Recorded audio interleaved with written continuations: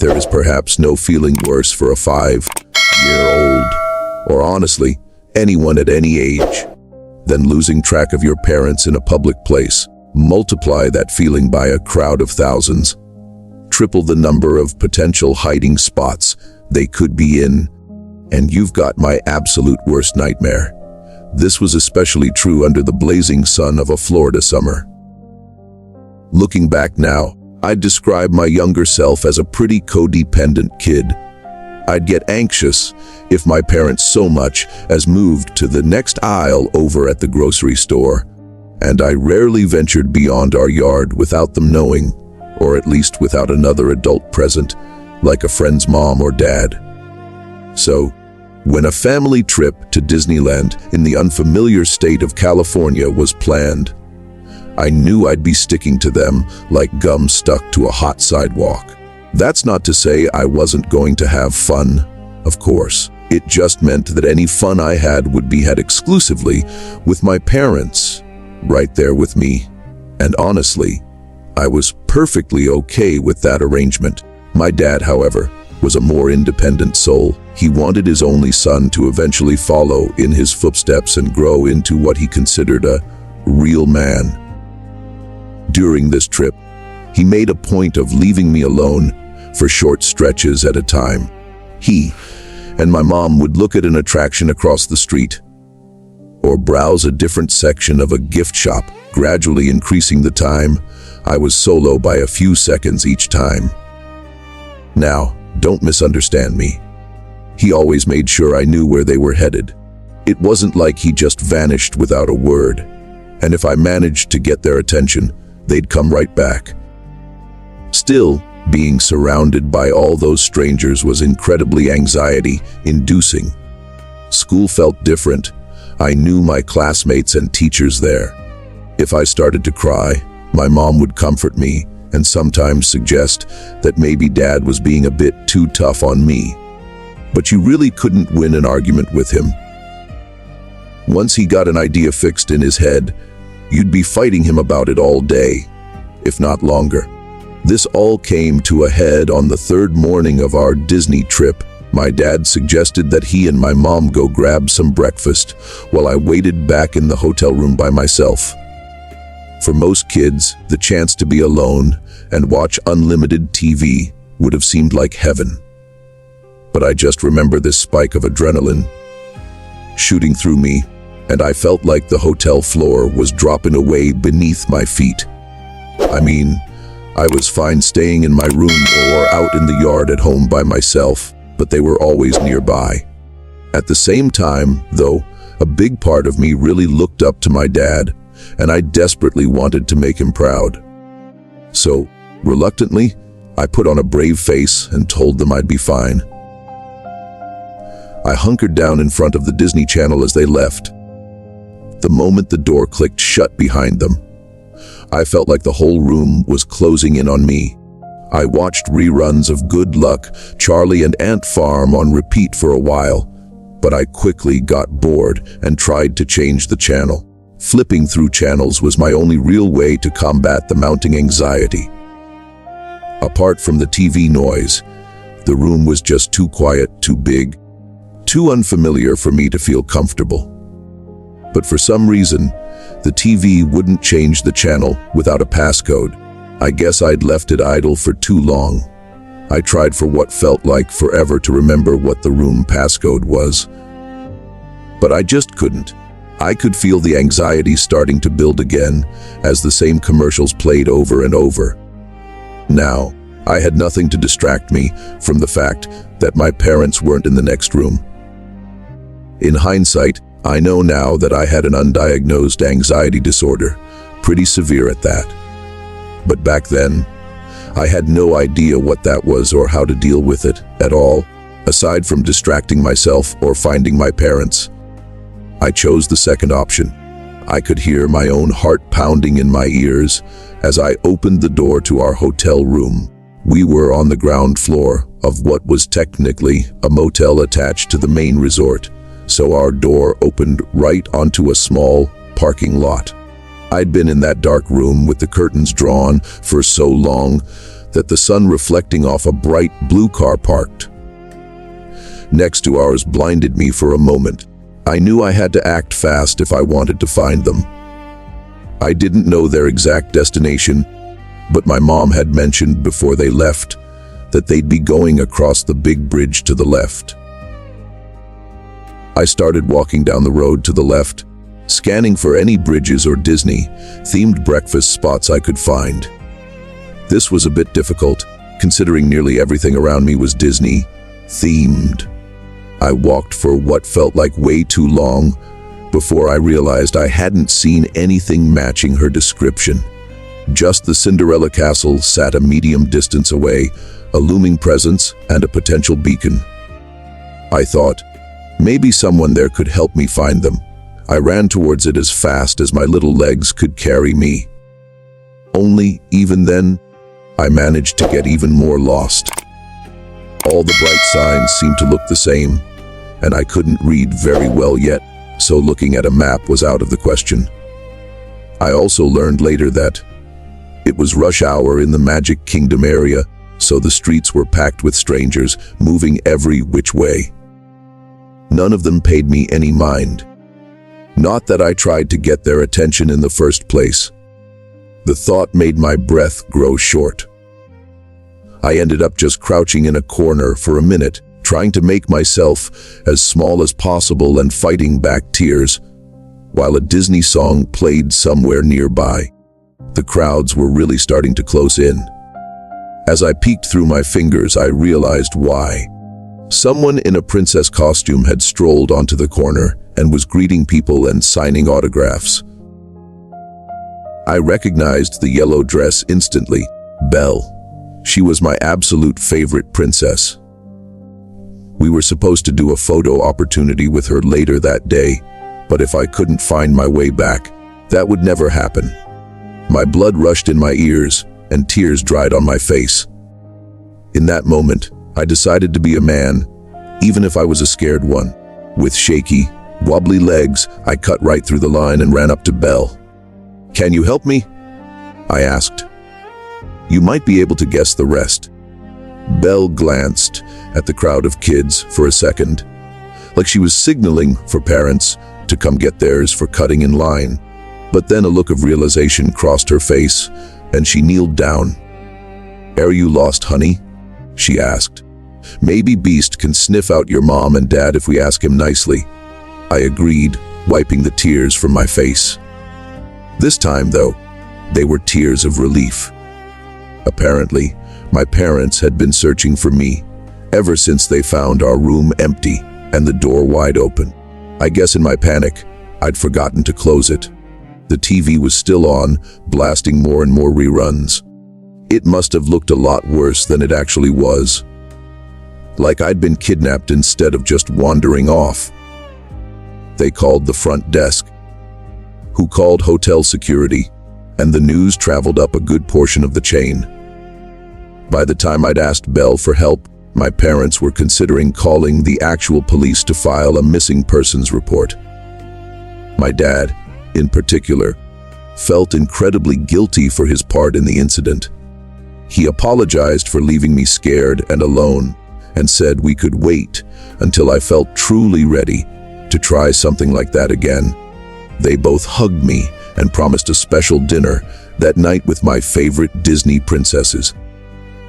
I ended up sitting with Belle, who waited with me until security could locate my parents.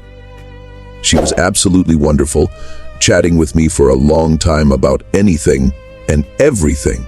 And to this day, I still have her autograph and a picture she let me take with her once my parents finally arrived. I know this story might not sound so terrifying.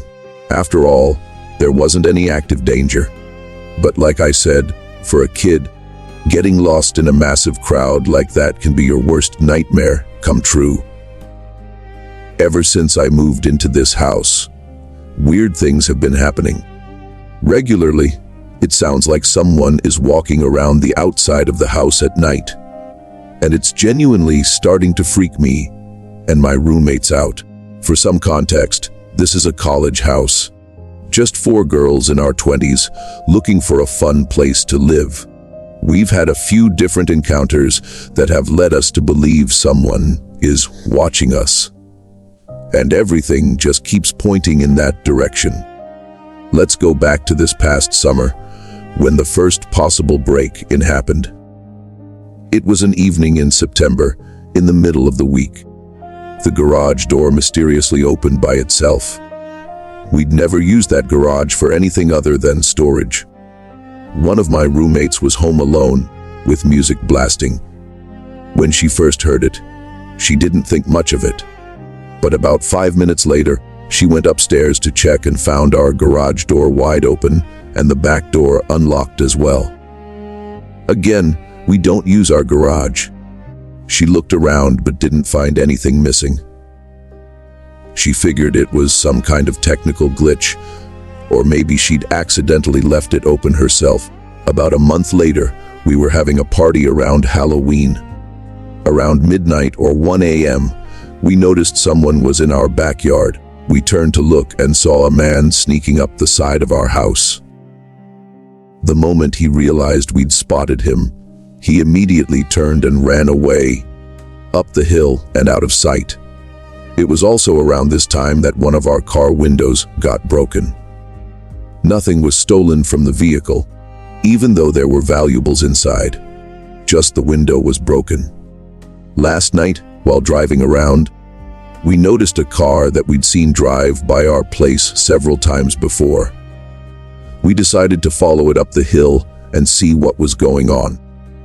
The man in this car, a middle-aged white guy with a very noticeable receding hairline and arms covered in tattoos, stopped right in the middle of the street. He turned around in his car to stare at us, then pulled over to the side of the road. He waited there for a few minutes. We waited one street over. Eventually, we saw him turn left and followed him into the neighborhood in front of ours. The man started driving erratically, and we lost sight of him, so we drove around that neighborhood a bit more. While driving past the front of our own house, though, we started wondering if perhaps he could see into our rooms from that route. We went to check the view from where he'd been driving past.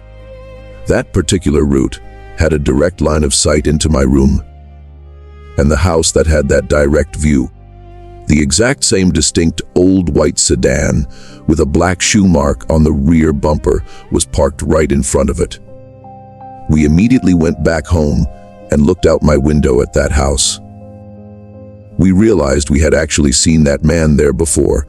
On multiple separate occasions, we'd spotted that same middle-aged man standing at that window, looking in towards our house, or sitting on their back porch in a lawn chair, facing our home.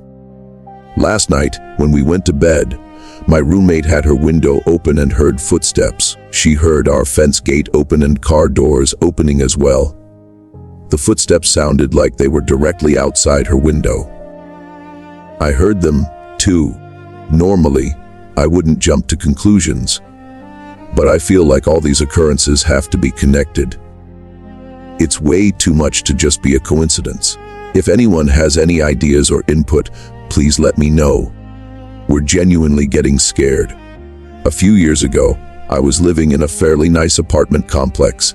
I was out on my balcony having a cigarette around 3 a.m. on a Tuesday night. Usually, I'd just be on my phone, not really paying attention to my surroundings. But on this night, I got this weird chill. I looked up and saw a middle-aged man walking down the sidewalk across the complex. It struck me that he clearly didn't belong here. I realized he wasn't one of the residents. As I was thinking this, he suddenly stopped in place and looked right at me, holding this eerie, way too long eye contact. Then he rushed off between the buildings, heading in the opposite direction from my apartment.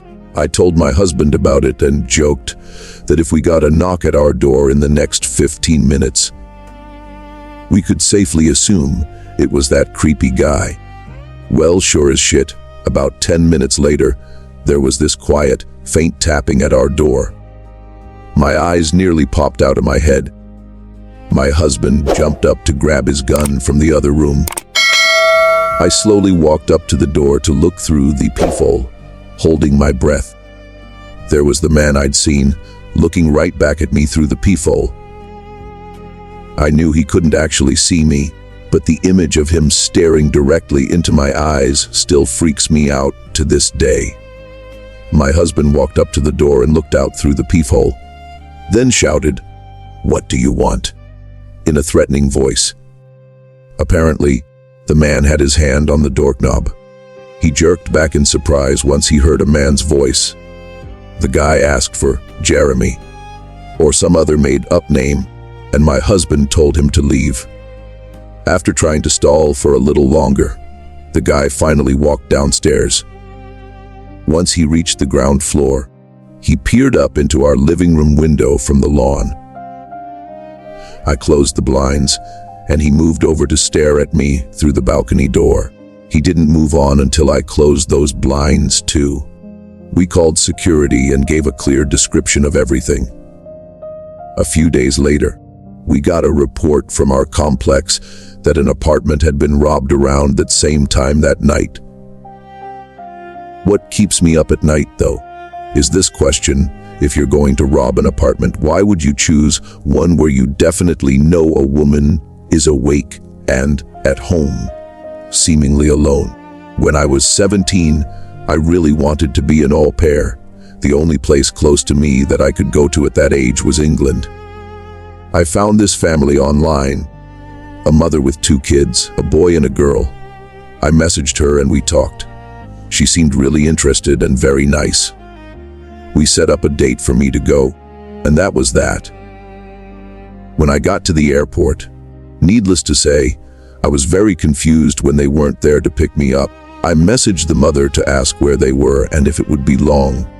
She told me she was on her way, just stuck in traffic.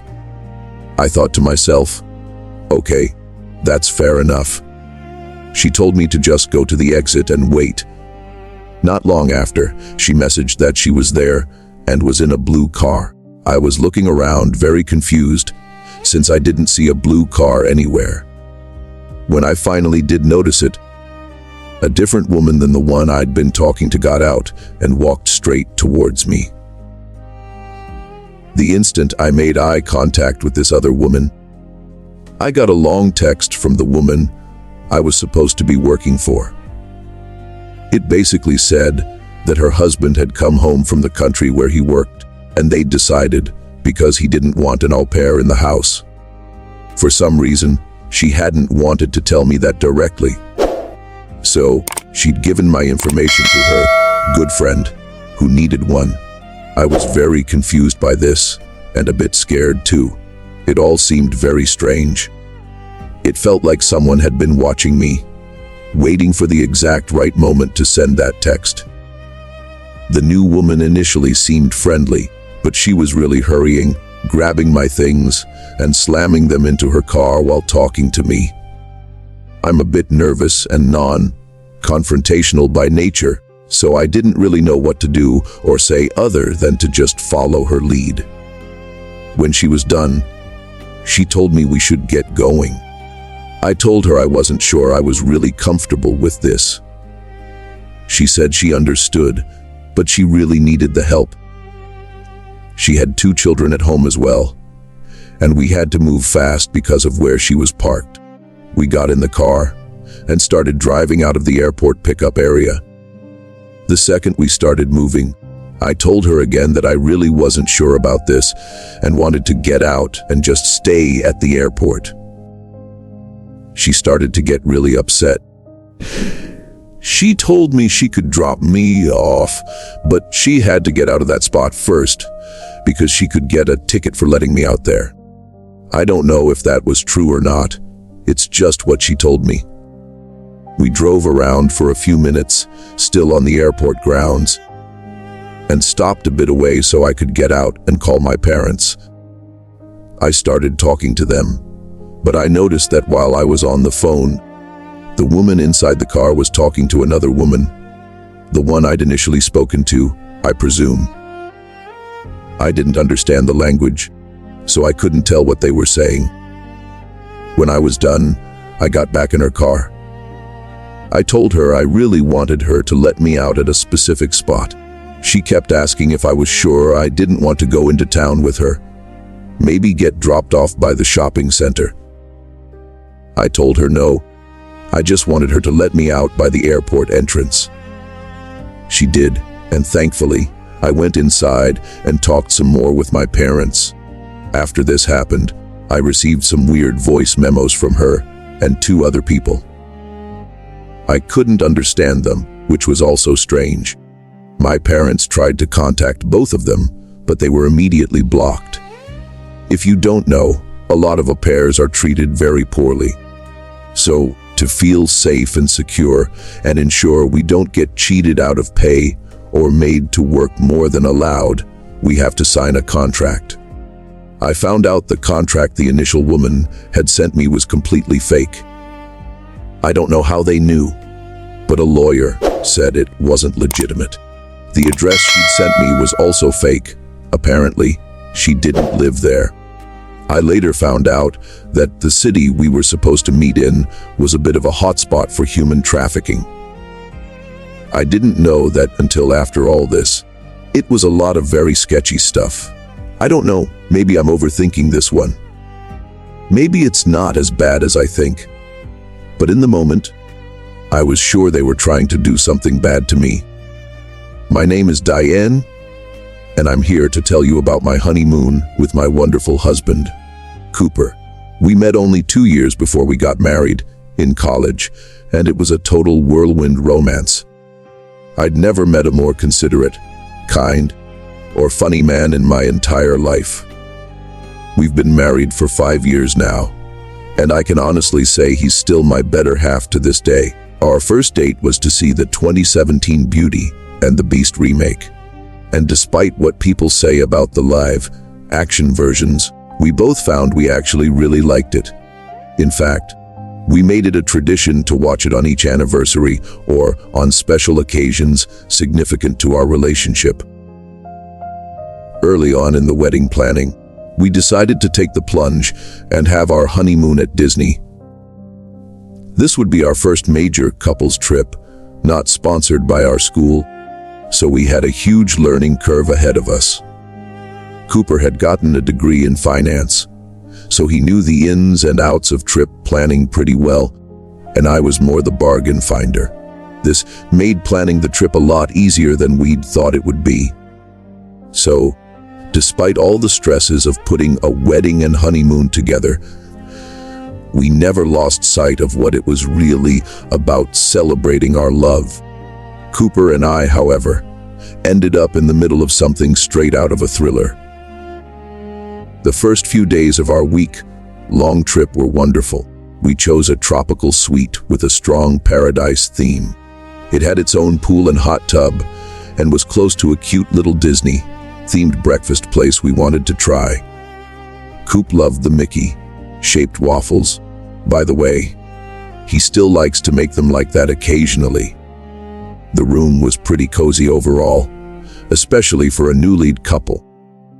Without going into too many details, I knew I wanted a life and family with Cooper forever, and I was looking forward to 4 days of wedded bliss together. Day 4 started off just like the others. I'm an early riser while Cooper sleeps in a bit later. So, I was up, brewing a cup of coffee for myself as the sun crept higher through the morning, slowly flooding the room with light. By the time 10:30 rolled around, he shuffled out of bed to join me. He wrapped his arms around me and kissed the back of my neck before heading to the bathroom, mulling over the day's plans out loud. That's how we decided to go to the EPCOT Center that day. A spot we hadn't tried yet, something different from the Magic Kingdom and other areas. We wouldn't be going on many rides, though. We just like to soak up the atmosphere of a place at our own speed, seeing what we could find while walking around. We met all sorts of people, both tourists like us and cast members, and even had a couple take our picture in front of some cultural monuments. One of these people we met definitely stood out, though a large man who looked to be in his mid-40s. He introduced himself as Charles, and he towered over both of us. When he offered to take our picture in front of the EPCOTOT ball itself, I noticed him staring at me and not really making eye contact with Cooper. He also seemed to be taking a little too long to snap 1 or 2 photos. Though, in his defense, we were facing the sun at the time, so I can't say for sure. He was polite enough and quick to hand my phone back, but I couldn't shake how his eyes never seemed to blink, especially when Cooper casually mentioned we were on our honeymoon. "Oh, you're a lucky man," he said. That was the only time he acknowledged Cooper directly. "Thanks," Coop said, drawing his arm around me. We excused ourselves and walked away. Coop teased me about having competition even on our honeymoon. I rolled my eyes and smacked his chest. "Not a chance," I said. The rest of the day went really well, though I couldn't get Charles's creepy stare out of my head. I know some people can't help it or don't realize when they do it, but still, it gave me a little shiver every time I thought about the way he looked at me. We tried to just put it out of our minds and continue on with the day. But every once in a while, I'd swear I caught him out of the corner of my eye. He didn't seem to be blatantly following us, at least, just always ending up in the same general vicinity.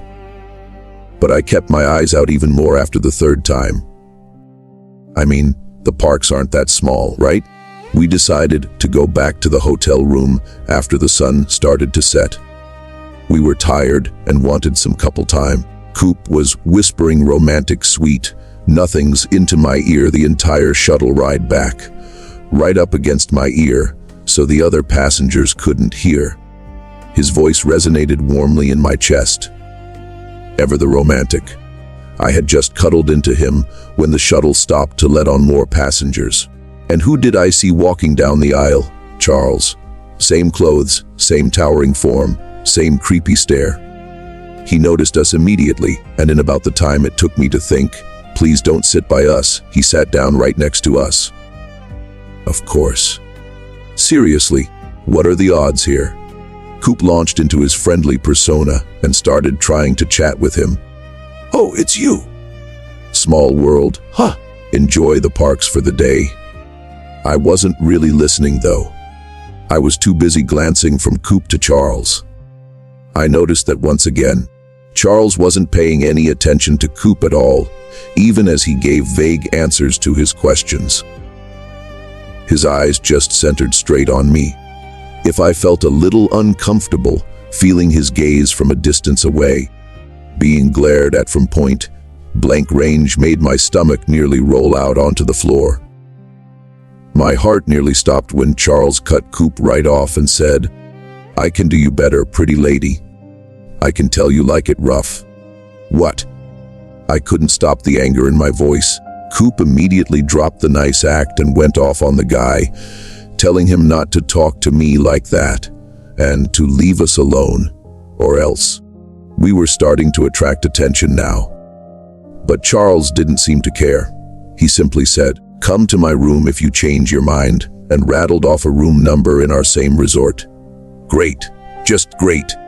Hell no, I said. My finger hovered over the emergency stop button above our seat. I wanted off that bus. I felt red, hot, angry, embarrassed, and sick. I could tell Cooper was feeling the same. Some woman with her kids looked at me from across the aisle, concern plain on her face. I raised my eyebrows in an I don't fucking know way and pressed the button. The bus immediately came to a jerking stop. Coop and I leapt up and ran out before Charles could even think about following. A security officer stopped by our room a short while later to ask us about the incident. Apparently, Charles went on a loud rant about how the pretty woman never sees what he can offer and intimidated the other passengers to the point where the bus driver felt the need to call security. and kick him out. They even suggested we submit a report to get him banned from Disney entirely, maybe even arrested on misconduct charges. Coop and I agreed. After all, the thought of him stalking another person felt awful. Even though he didn't do anything physical to me, because we were always surrounded by people, the next girl who came alone might not be so lucky. Regardless, Coop and I were still able to enjoy the rest of our honeymoon in the privacy of our hotel room, and we never saw or heard anything about Charles ever again. So, one night when I was around 13, me and my friends were playing hide and seek in our hometown. I went into this small area that was basically a shortcut from the main road to a side road. I unfortunately went alone. I didn't even think that anything could possibly happen to me. Remember, we were only 13. We didn't bring phones with us either, so if something did happen, nobody would even know. The game started, and I ran sprinting into that wooded area. The first 30 seconds went by fine. After about a minute or so, I started hearing footsteps nearing me. I called out, "Hey, is that one of you guys?" Someone was clearly there, but they didn't say anything. I started to get a bit weirded out. Fortunately, the wooded area had a main route and two side ones, so I had two directions to flee from if necessary. I was just starting to leave when, out of nowhere, a man just appeared from within the woods. He started sprinting right at me and called out, "I'm going to catch you." It was in such a creepy and eerie way, like he was playing some kind of game. Fortunately, I trained in soccer, so I knew I could definitely outrun him, or at least make him tire out. I sprinted all the way through the woods, with the only light being the moonlight. After about 2 minutes, he got winded and gave up. I still continued sprinting and got myself all the way back to the area where we'd started. I found my friends and told them what just happened. Of course, no one believed me, but I didn't care because I knew it was real. To this day, I still don't know who that man was who tried to grab me that night.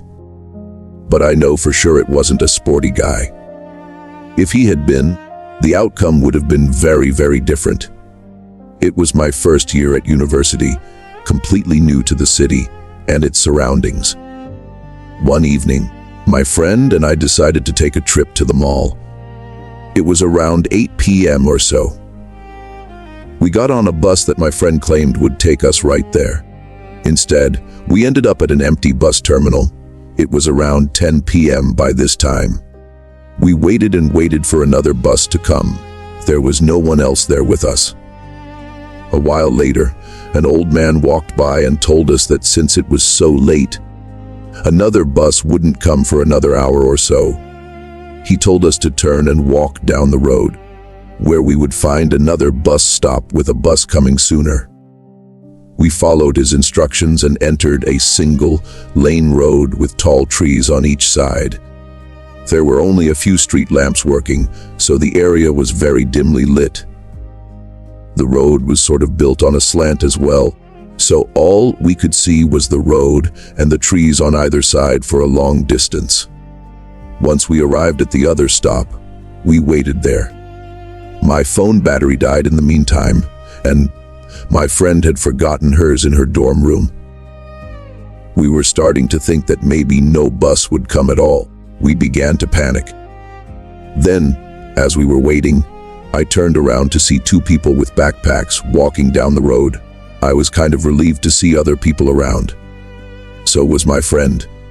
When they got close, I asked them if they knew about any buses that might come by soon.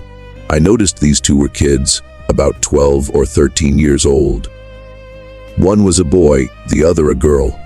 "Hey, do you guys know if there are any buses coming?" The boy responded, "Oh, let me check." He took out his phone and looked at it for a short time.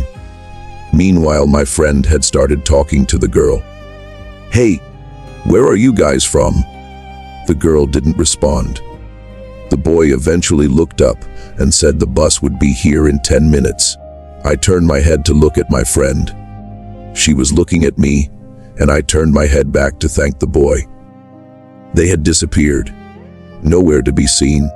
I had literally only looked away for 1 second max.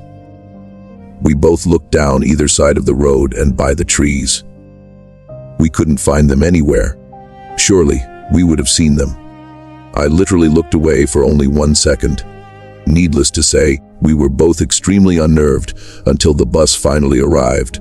It was the very last bus, and it was around 12:17 a.m., or so when it showed up. I've never believed in the supernatural or anything, but I can't seem to find a reasonable explanation for this eerie experience. I loved Disney's dinosaur movie as a kid, and I mean, I really loved it. I would watch it multiple times a week, sometimes every night, even when my summer vacations were in full swing. I would fall asleep to the sounds of dinosaurs, roaring their way through different environments, drawn into the suspense every time. So, when I learned that there was actually a ride solely based on that movie at Disney World in Florida, and that we were scheduled to go in just a few months around my 11th birthday, I was absolutely ecstatic. My mom would tell me later in life that I wouldn't stop bouncing around the house for weeks on end. I'm sure it eventually got annoying for her and my older brother Zach. But at the time I was too lost in the moment to care. We were going to see those dinosaurs in the flesh, or as much in the flesh as an animatronic ride can allow. We arrived at our Disney resort in the middle of fall, just when it was starting to snow back home, but not so late that Florida wasn't still warm. I remember the heat blasting my face as we exited the airport, and the air conditioning in the shuttle bus right after honestly gave me whiplash. Zach just seemed bored on the way to the hotel, but I gazed out the window intently, looking through all the Mickey ears and coaster tracks and parade floats for anything scaled, anything that would hint at the reptiles I so dearly loved. You can imagine my disappointment when, as we were settling into bed that night, I learned that the animal kingdom, where the dinosaur ride was located, would be our very last day at the parks. That meant my plan of riding it enough times to get the full scope was now squashed. I would probably only get to ride it once or twice, as Zach said the lines were ridiculously long. I lay dejected in my Disney-themed pajamas that night, staring at the combination of moonlight and security lights through the hotel blinds. It was over the coming week that I came up with my own plan. Don't get me wrong, the rest of Disney was magical as well. We went to all the major sites and rides through each of the 4 parks, even the water parks. We got our photos taken with the numerous character icons perusing the streets. Even Zach started to lighten up. I caught him grinning when a parade happened to go by, and being 15, he would blush whenever a princess waved at him. By the 3rd day, he took his hoodie down and didn't groan at all when Mom asked him to go on a ride with me. He and I had been growing distant for a couple of years due to our age gap, but I feel like that trip really took us back in time to when he would play with me like he used to. He really let his inner child come out, even grabbing his own set of Mickey ears before we left. Maybe that's why he didn't hesitate too much in going along with my plan later on. I let it slip as we were coming out of the Toy Story ride, the one where you shoot at stuff. "Hey, Zach," I said, nudging his arm. "I want to ride that dinosaur ride tomorrow as much as I can." He looked at me thoughtfully. "I know you do, Bug," his old nickname for me since I used to wear thick glasses that bugged out my eyes. His face then split into a grin, one he got whenever he was coming up with a bit of mischief. Want to do something crazy? He knew I did. My plan was simple, but Zach made some additions that years later we both realized were really stupid. I wanted to sneak into the ride and slip away without my mom realizing. Zach proposed we duck under the seat so the ride operator would let us go as many times as we wanted, or find some way to loop around that didn't involve getting back in line. Eventually, though, we landed on the most reckless idea yet, one that would definitely get us in trouble or even banned from the entire area if we were caught. We'd sneak out of the ride near the end if it wasn't too fast, then find a way to slip back in between the animatronics near the beginning. This way, you'll really get to see them up close. Maybe even pet one. Zach teased as we brushed our teeth for bed. I grinned. Tomorrow, I would see those real-life dinosaurs as close as I could get, or we'd fail miserably. One of the two. The animal kingdom was just as awesome as the rest of the parks. We went on a jungle rescue, safari tours where the real animals could walk around as freely as though we were really on the plains, and even a prehistoric, themed cafe. We sat next to a moving baby mammoth as we ate. It was my favorite part of the day, but I knew the best was still yet to come. I kept giving what I hoped were discreet winks at Zach across the table. I had no idea what was coming, though. Around late afternoon the next day, I was staring at a giant model of Aladar the iguanodon outside the ride. The sun streamed red and yellow behind the trees, illuminating his scales and green eyes. While the line moved, we were greeted by two scientists in white lab coats on a projection screen. One sitting at a high-tech computer, the other standing with a clipboard and pen. They gave us the whole spiel about our destination being the early Cretaceous period. They were going to be our guides while we traveled through time. Zach nudged my arm and I laughed. We boarded the ride, Zach and I in the middle and our mom in the row in front of us. We made sure to sit at the end so we could try to slip away easier. The ride itself was pretty amazing. I really enjoyed it. It all flew by though, and seemed so short. I only got a glimpse of everything by the end, and I could barely remember the events that happened. Although that may have been because I was way too excited. I knew as we were stopping along the track that it was time to put my plan into action. Let's go. After checking that no one was looking and our mom was lost in the crowd, we managed to slip out without anyone seeing and onto the dark set.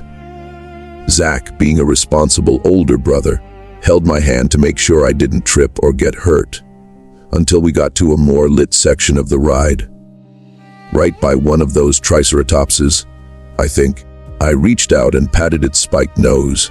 It was rough and surprisingly warm. Its horns were really solid too. It was a deep brown color. Its eyes looked dead while not lit up and moving. I moved on to pet most of the other smaller dinosaurs, taking in every detail, every scale pattern, even Aladar all the way at the back. Suddenly, a loud mechanical hiss sounded far down the cavernous ride. The workings under their skin began to twitch. Zach immediately put the pieces together and grabbed my hand. The ride's going again. Hide! We dove into some plastic ferns and squeezed ourselves as far back as we could go, praying that no one would see us as the cars went by. The music and roars of the dinosaurs were deafening. Zach covered his ears and hunched down, covering me with his black hoodie. I still remember the smell pressed against my nose mothballs. There was a Carnotaurus lit up in reds and blues snapping at the audience. That one quickly caught my eye. He would be the next one. I looked it up close. I gazed over at the glistening yellow teeth and wondered what they'd feel like. I wondered if they were actually sharp, considering the ride wasn't actually supposed to bite anyone. After the ride quieted down again, I crawled my way over to the large animatronic and quickly made the biggest mistake of my life. I examined the nose area, looked at the eyes, and wedged my hand into the gap between its teeth. Its mouth was rubbery and cold, and while the teeth weren't pointed, They still made my skin go numb after a minute of feeling around. I wanted to see how far I could actually go in. Would I be able to feel the back of a throat? Or was it all just empty space and robotics? I ended up making the second biggest mistake of my entire life.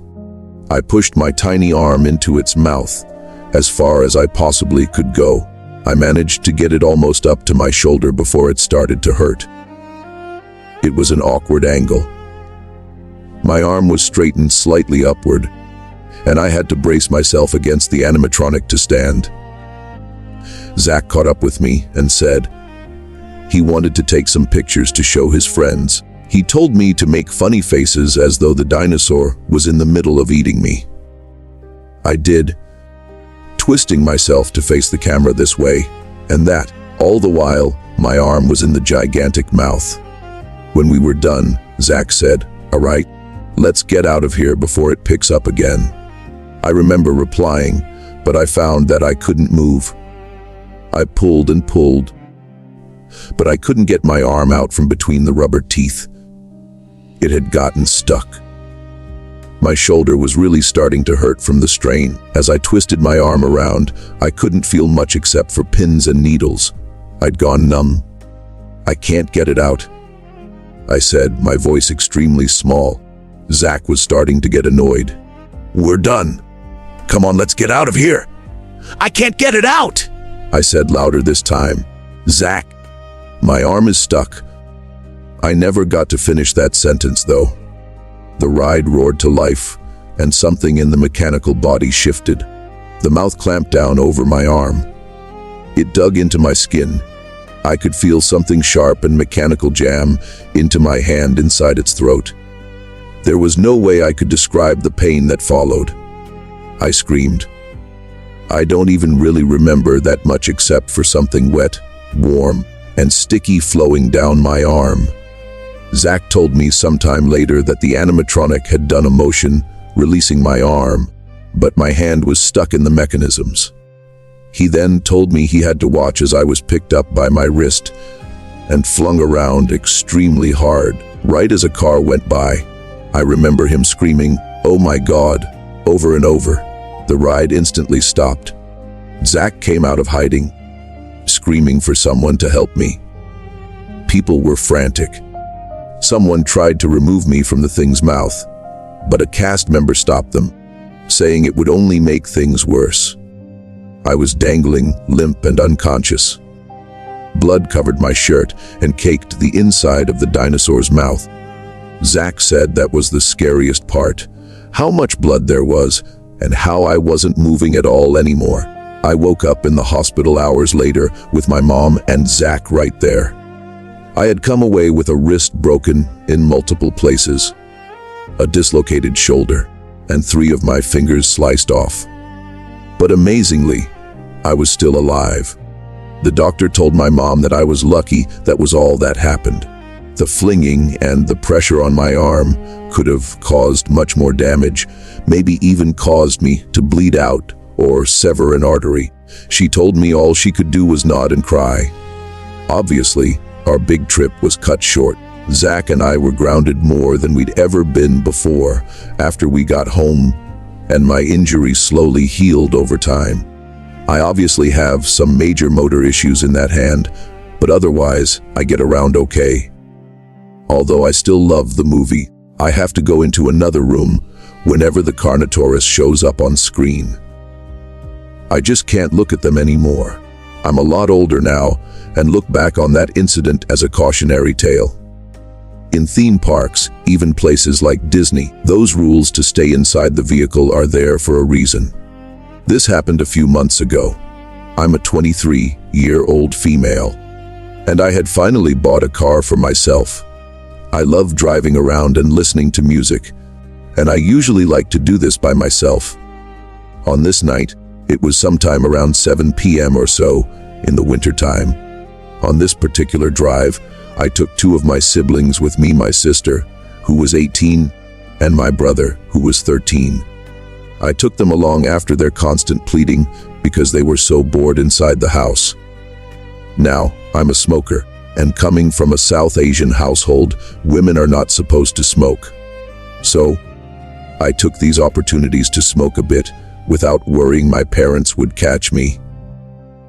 The city I lived in did have some bad areas, but we lived in a quiet suburban area, so I didn't give it a second thought about parking somewhere random and getting out of my car. I lit up a cigarette. I don't like smoking inside.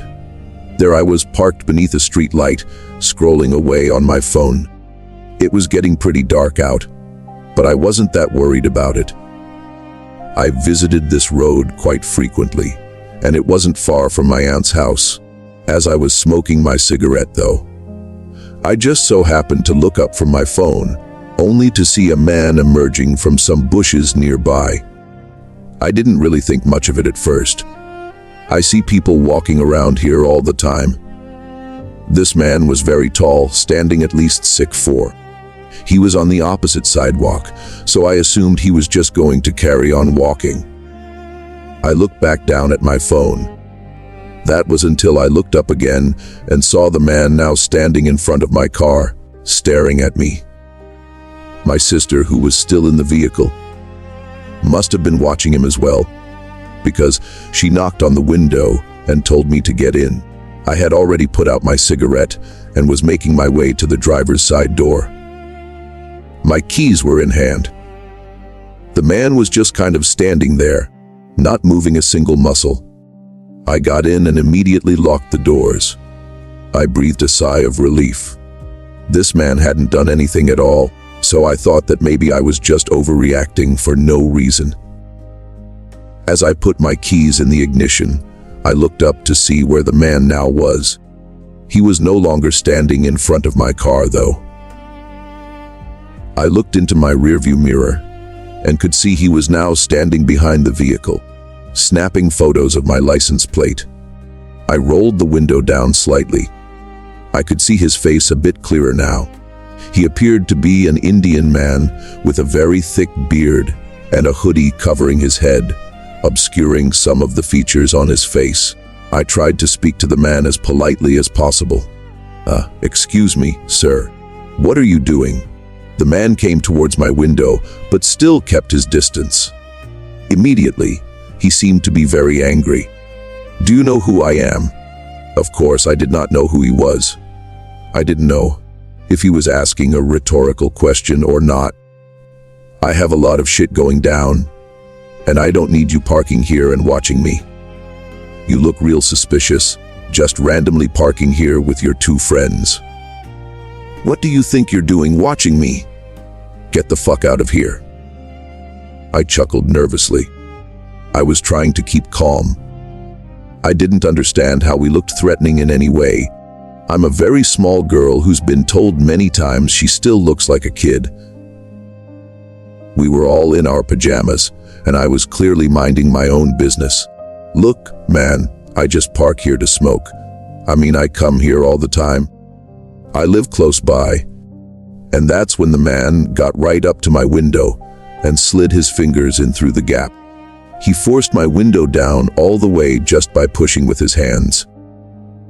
He was now screaming at the top of his lungs. Get out of here! I screamed in terror and told him to leave me alone, that I had kids in the back seat and he was scaring them. He then got even more angry. "If you don't get out of here right now, I'm going to make you regret it." My adrenaline was running at full speed. I was so terrified I didn't even bother putting my seatbelt on. I bolted out of there. In my panic, I went straight ahead at a junction that led me to a dead end. As soon as I stopped my car, I took the opportunity to try and calm down. My whole body was shaking. I couldn't even keep my foot on the clutch. My sister was quick to ask me if I was okay. But before I could answer at all, I saw a pair of headlights coming right for us. It was that very same man. He was going at least 50 in a 20 zone and almost slammed right into our car. By some miracle, he just missed us. After that, his car screeched to a halt, and he jumped out of the vehicle. That's when I realized my window was still all the way down. I quickly tried to roll it back up. The man sprinted right for us and practically dove half his body into my car window. I screamed so loudly with his ear right next to my face that I'm sure I must have deafened him.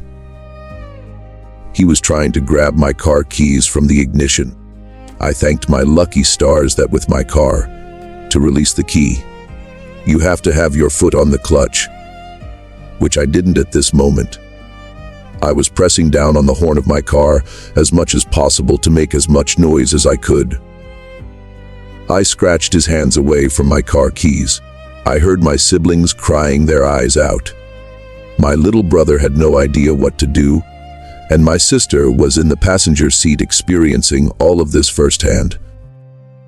I managed to force the man out of my vehicle. That's when he started screaming again. I thought I told you to get out of here. Now I'm going to kill you all. The deranged man then attempted to pull my door handle, trying to get inside once more. That's when I floored it. I didn't care that my body was shaking like a fish out of water. My main priority was the safety of my siblings. I knew that we were making a loud commotion. I laid down hard on my horn, trying to get the attention of anyone nearby. Unfortunately, nobody came to help us. I managed to maneuver my way out of the dead end, then went down a new street into a totally different area. I then parked. I knew this probably wasn't a good idea, but I didn't see the guy following us. The three of us sat there in my car, sobbing away. This was the first time that anything like this had ever happened to us. I called the police and immediately wanted to punch myself in the face when the dispatcher asked if I'd gotten the man's registration number. Of course, in my panic, I did not. I wanted to slap myself. I listened to a lot of stories like this, and I always felt they had taught me how to handle certain situations. The dispatcher was very understanding, as was the officer who called me the next day. They understood how scary it must have been for me. I cried as I recounted the incident. Unfortunately, the cops informed me that there were no cameras in that area, so there wasn't really much they could do, especially with me not knowing where he came from. I didn't know if he came from one of the nearby houses or what. The officer apologized to me, but it was really my fault for not mentally noting important information. They made a report of the attack, though, so if a similar incident happens in that area, they can make the connection immediately. The officer said that when I parked my car, the man was so angry, likely because he was doing something illegal nearby, and that's why he freaked out on me like that. I personally think it was just some deranged individual who enjoyed scaring people who looked like easy prey. Me and some buddies were bored one night and decided to head out and poke around an old abandoned mental hospital. The only way in was through the autopsy room. The rest of the place was pretty much sealed off. We got inside, and it was me, another guy, and two girls. As soon as we entered the autopsy room area, one of the girls started hyperventilating and crying. She said she couldn't stand to be there any longer. We tried everything we could to convince her that everything was going to be fine, but it was all to no avail. She wanted to leave, and she wanted to leave now. Disappointed that our adventure was going to be ending early, we started to leave. The two girls were walking in front, one of them trying to comfort the other, while me and the other guy were walking behind them. I don't know what brought me to do this, but I felt the sudden need to look backward. Morbid curiosity, maybe. I did. So, I'll admit that it was pretty dark, but the moon was out, so it wasn't pitch black or anything. Still, I know exactly what I saw. There was a window on the second floor. As I looked towards it, I could see a face staring back at me. I looked for a good 10 seconds, stopped in shock. My buddy had also stopped. I had him look without taking my eyes off it and asked him specifically, "Hey, do you see that?" I thought maybe I might have been seeing things, or perhaps it was just a trick of the light. But no, he saw it too. We both stood there and stared for a good 20 seconds. I might have thought it was some kind of trick at first, but after 20 seconds or so, the face began to move away from the window. We ran away, passing the girls and screaming at them to get in the car. What were the chances that other people were exploring at the exact same time as us? I don't know. All I know is that I saw a person standing in that window, watching us, on the second story of an abandoned mental hospital at 200 in the morning. And that was scary enough for me. I grew up a military brat in San Diego, California. My dad was in the Marine Corps for 25 years, eventually reaching the rank of gunnery sergeant before he retired in 2011. I'm really proud of him and I love him very much, but I won't sugarcoat it at all. Growing up with a parent in the military was not easy.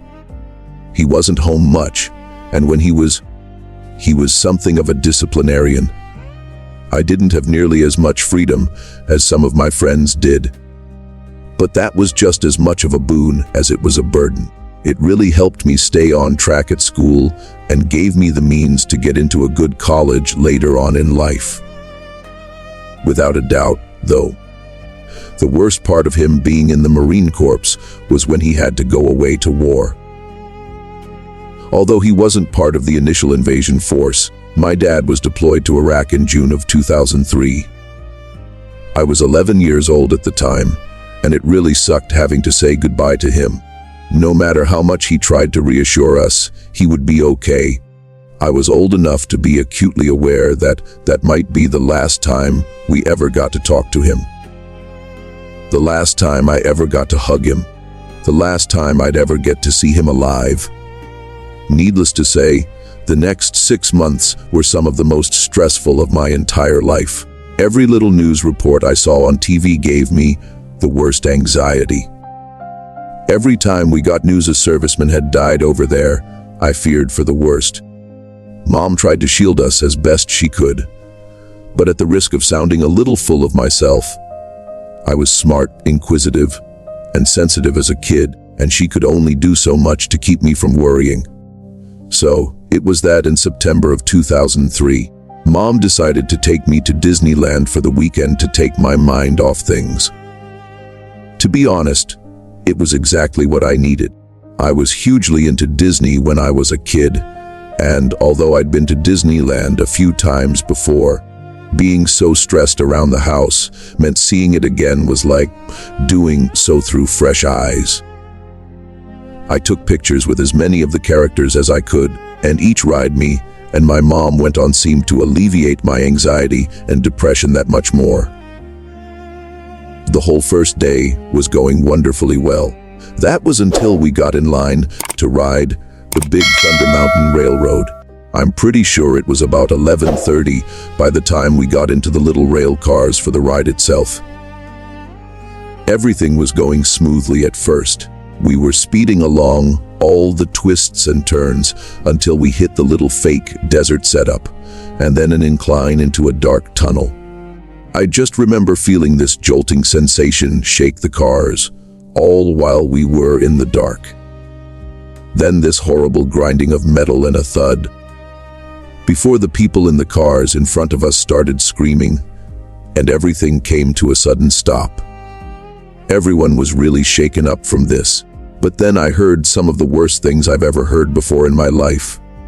This woman started calling out, "Mark, Mark, wake up!" We were all mostly in the dark, but there was a little bit of light coming from the openings of the tunnel on each side of us. I remember seeing how some of the cars weren't even on the tracks anymore. The cars in front of us were all wet and shiny with some kind of fluid. I would only realize later it was someone's blood. In the moments after the rail cars came to a stop, people started clambering out of them and walking down the tunnel as fast as they could, calling out that someone was hurt really bad and we needed help up there as soon as possible. My mom climbed out of the rail car and followed. I could see that the train car thing at the very front of the coaster had derailed, and the rear of the thing had mounted the car behind it. It was only then that I realized that whoever was in the car just behind it would have taken the full force of that thing as we sped up that incline. There were also people in the cars ahead of us who were trapped by it, stuck in the rail cars and unable to get out because of the way they were positioned in the tunnel. Thankfully, me and my mom weren't trapped, so we could just get out of there. I think it took another half hour before firefighters could get them all out so paramedics could treat them before taking them to the hospital. All the people that could get out were herded off by park staff toward the River Bell Terrace, where a medical treatment area had been set up. Like I said, me and my mom were mostly okay, just a little shaken up from the whole thing. But there were people with some very serious injuries who had not been so lucky. We later found out the guy at the very front, who'd been in the first car, had actually died. It's horrendously tragic that someone should lose their life when all they wanted to do was go to Disneyland and have a bit of fun on a few roller coasters. I know it's kind of messed up for me to think like this, but we got really lucky that day. Way more people could have died. Honestly, I was really surprised to find out that only a single person lost their life in that incident. At least half the riders on the coaster could have been killed from the way that train straight up mounted the cars behind it. Since that day, I've never, ever ridden a roller coaster, and theme parks in general just kind of creep me out now. I know they're super fun, and I hope I'll get past my fear of them one day, but for the time being, I'm more than happy to just avoid them and stay safe.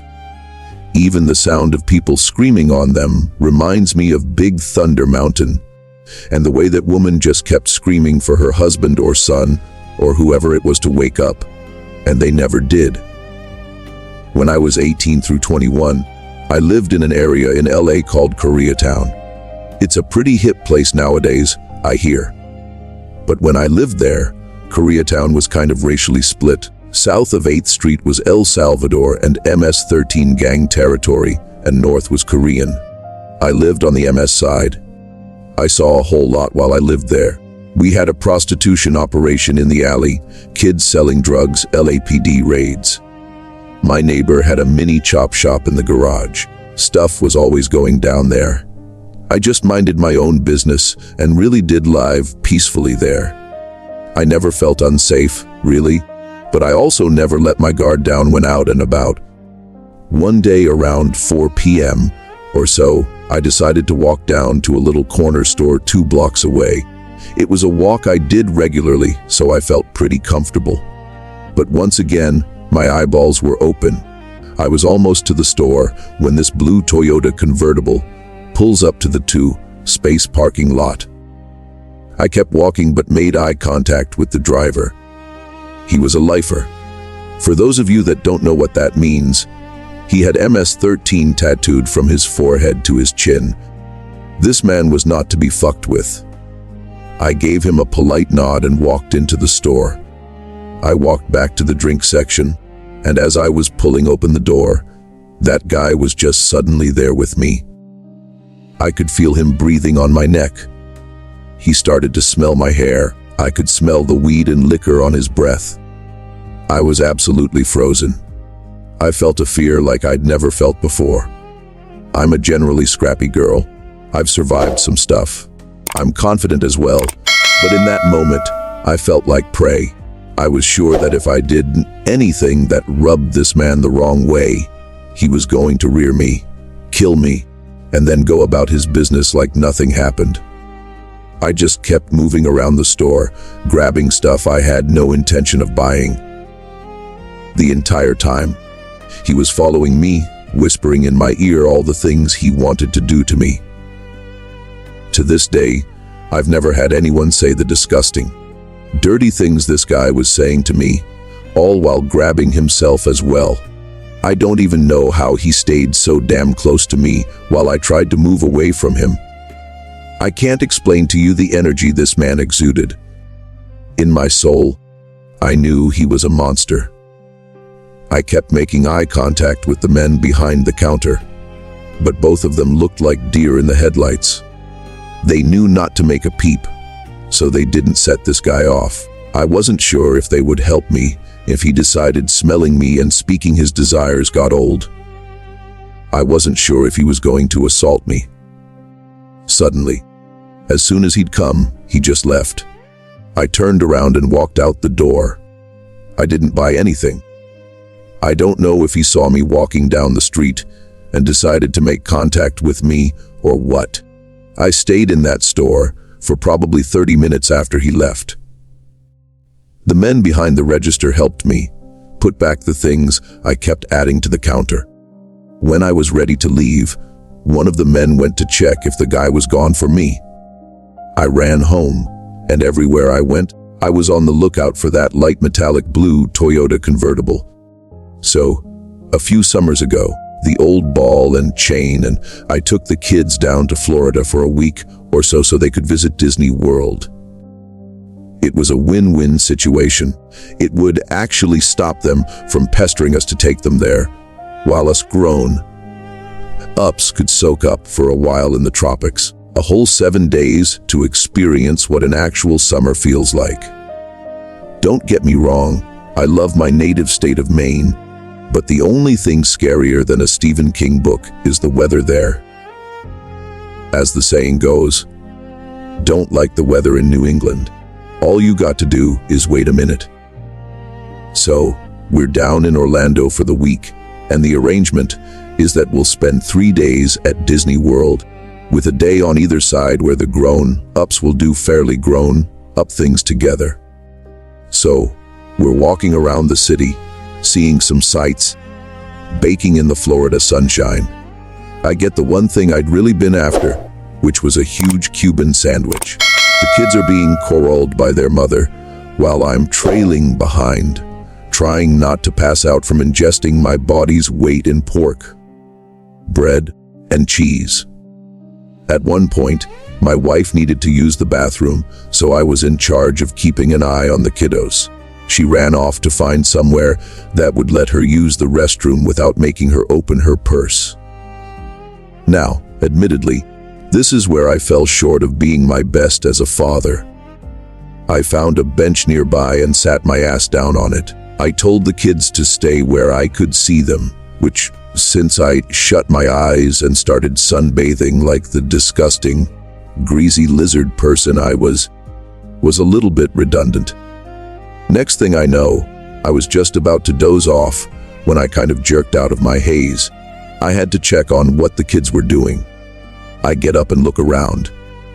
I see my son halfway down the street, talking to some guy dressed up as Mickey Mouse. I knew the characters appeared outside the parks on occasion, but all the way downtown in Orlando. I was a little bit confused, but more relieved than anything. They hadn't disappeared into thin air at least, which would have ruined more than just a vacation.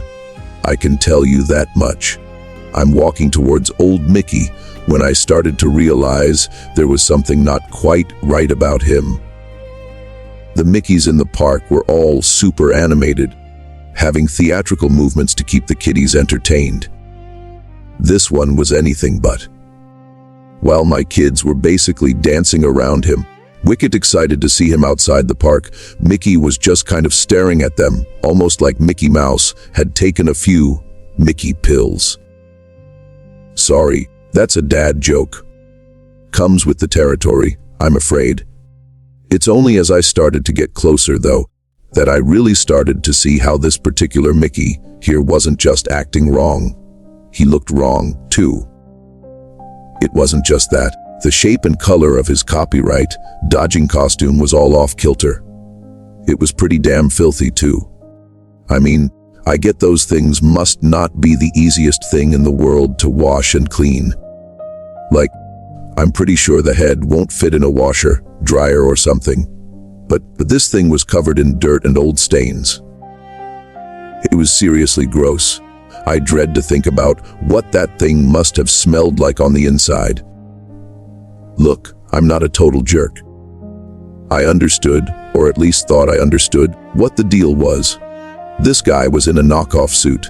No one in a financially stable situation chooses to wear a stinky old Mickey, the rat costume, or whatever and parade themselves around downtown Orlando. I figured this was a dude half exhausted and heat-stroked, looking to make money by taking photos with the kids or something. I reached into my wallet and went to hand him a 20. The guy just kind of looked at me. Or rather, the guy didn't. The head did, which I didn't anticipate. It was so creepy. This pair of big, black, lifeless eyes just staring me down from a few feet away. It seriously rustled my jimmies. I kind of thrust the 20 in his general direction like, "Hey dude, come on, take the money already." The guy actually tilted his head at me like he was in a rehearsed horror movie scene or something. I responded by putting the 20 back in my wallet so as to not offend him any further. I called my kids back to me. Their mom was probably wondering just where in the world we'd gotten to. Of course, they were all like, "Come on, Dad. Can't we play with Mickey a little more?" Well, Mickey goes back to staring at them, which obviously was making me super uncomfortable now. I insisted in my best stern dad voice that they would do as they're told right now, or I'd be telling their mom on them. She's the tough one, after all. As they went to walk away, Mickey reached out to try and grab my 7-year-old son. Red line crossed right there. "Don't touch the kids unless I know you." I stepped up to the guy and stated that he had no right to lay a hand on my kids, especially not in that fake Mickey suit. The man just took to staring at me again. The whole time, he'd not made a single sound. I took both my kids by the hand, who were getting pretty distressed at this point since Dad was being mean to Mickey. Mickey wasn't exactly being his cheerful self either. I made a show of apologizing to the man for being curt with him, then tried to make it one of those teachable moments as I walked away with my kids, making it clear to them that no adult is allowed to touch them without their express permission, and that strangers are most definitely not allowed to touch them, even if it's Mickey. Always tell Mom and Dad if they do. Then, though, I made the mistake of looking over my shoulder, where I see old Mickey is still staring at me and somehow managing to be even creepier than before. That night, I just couldn't sleep. I was not used to how humid Florida would be. Our motel room's air conditioner had been very well behaved all week, but picked that night of all nights to start malfunctioning. Thank God the kids' room's unit was still working hard, but ours, not so much. I ended up getting out of bed and sitting at the little table in the kitchenette, where I drank a glass of something. I was just trying my best to cool down so I could get back to sleep. We had the flight home the next day, so I needed to be as sharp as possible so I didn't screw up and lose the boarding passes or whatever. Just so you know, the motel we were staying at was all bungalows, single-story units in a horseshoe shape. The one we were staying in happened to face the highway outside. I took a walk over to the window and took one final look at the view. I loved vacationing here. I totally understood why it's the retiree's destination of choice. As I'm looking out through the blinds, though, I see something out there that made my jaw drop. Standing outside, silhouetted by the streetlights, as still as a statue over near the highway, was an obvious Mickey Mouse shape. The circular ears, the oversized hands, the whole works. I actually said, "No fucking way," out loud. The realization hit me that knockoff Mickey Mouse from Orlando had somehow figured out where we were staying. Okay, so I had no idea how he managed to work that out. It's something I still think about from time to time. The only concrete thing I can imagine in my mind is that when not wearing that suit, he could have looked just like anyone. So maybe he followed us all the way back to the motel on foot or in a car or something. I'd have no idea we were even being stalked by the same person. Like I said though, we left Florida the next day, and I only talked to the cops down there one time. I have absolutely no definite answers on how that guy found us. So, I found myself rushing back to the kitchenette to grab a knife from the drawer, which might seem like an overreaction to some of you, but I can't overstate the fear I was feeling at that moment.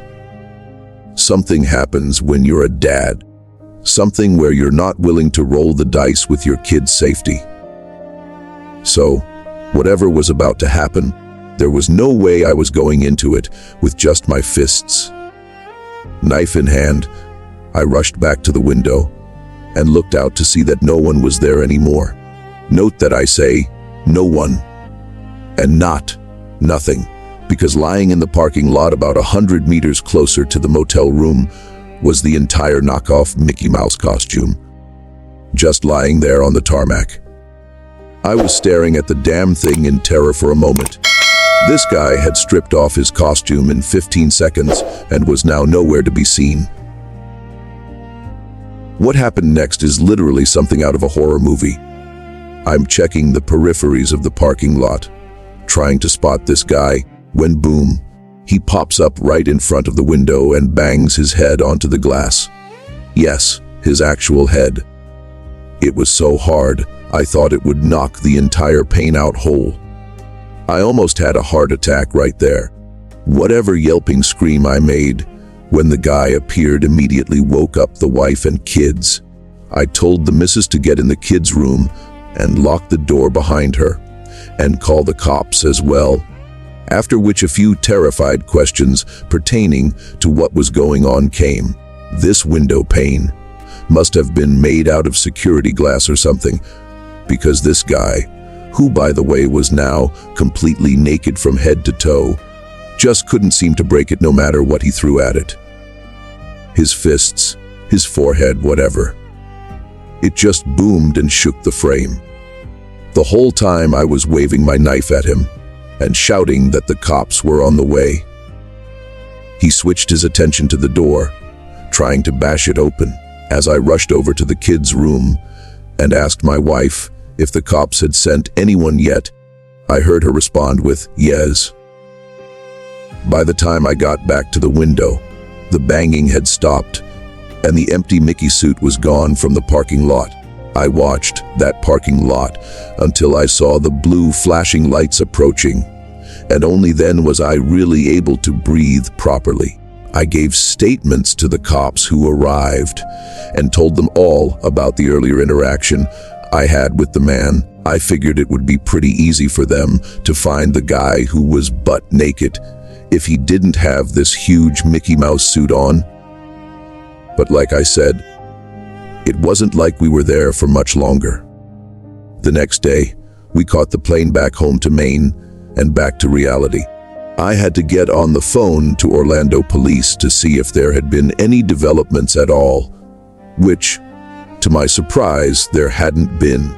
There hadn't been a single arrest relating to the incident that night, despite them having questioned several Disney cast members, both current and former. I know that might seem like a really anticlimactic way to end such a story. No one was caught. Nothing was resolved, and I have absolutely no revelatory or illuminating piece of info to share with you. No twists like, oh God, the call was coming from inside the house, or something. That really is where the story ends. The guy found us. He terrorized us, and then we left Florida. I suppose I can end it by saying I'm looking forward to going back at some point when the kids are older and they have no interest in going to Disneyland. But definitely not anytime soon, and definitely not to downtown Orlando. This happened to me when I was a junior in high school. It was December and it had just started snowing.